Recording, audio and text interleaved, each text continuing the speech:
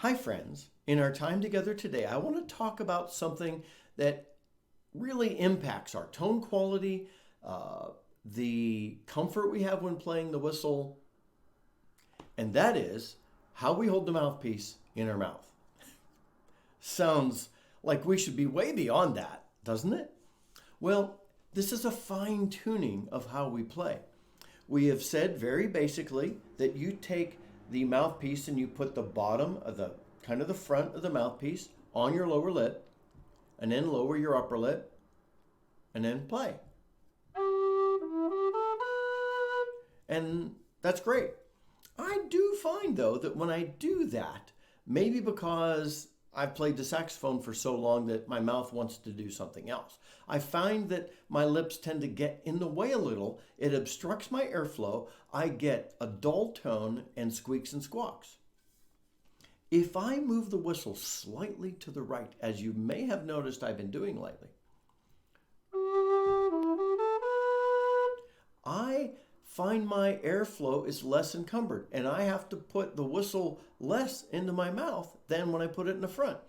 This also means I'm getting less saliva than I did at first.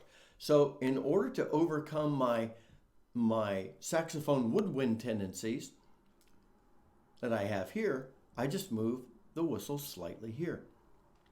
You see, I've seen professionals play this way, slightly this way, and even all the way in the corner.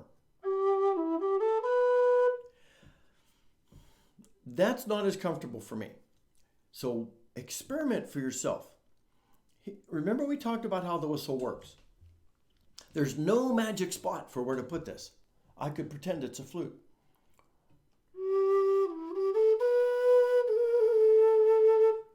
I'm just blowing straight across the airway.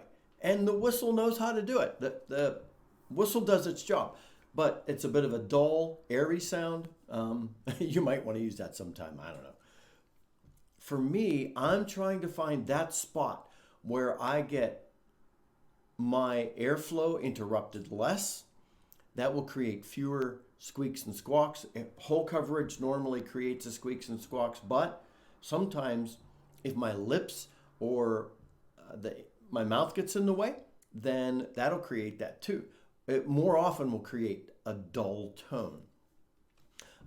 So what I'd like you to do is take an entire practice and play with the whistle straight forward, your arms relaxed.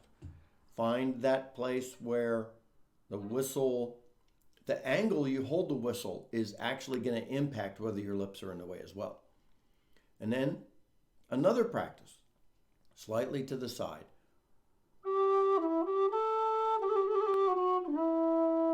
Don't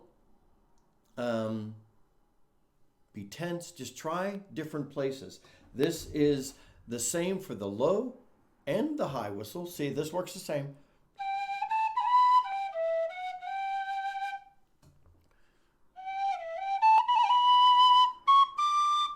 You'll find people you highly respect who are playing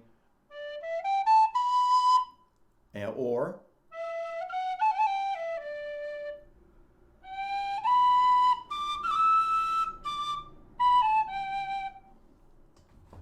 what works for you. You're looking for, where's my mouth less in the way?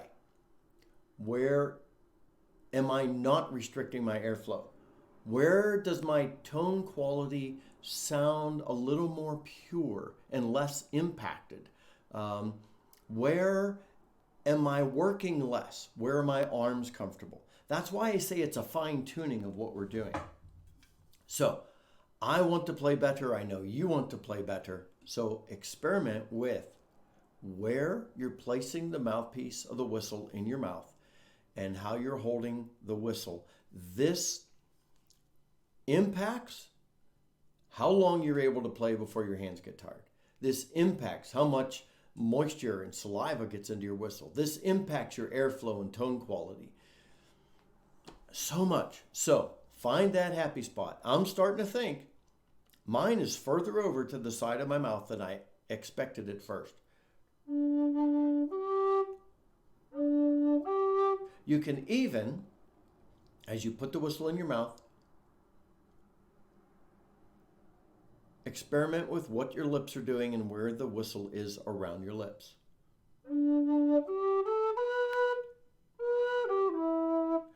I find that if I do this in the lower and the upper registers, that I get a better sense of it. So that's it for today. I'm encouraging us fine tune how you're holding the whistle and where the whistle is placed in your mouth.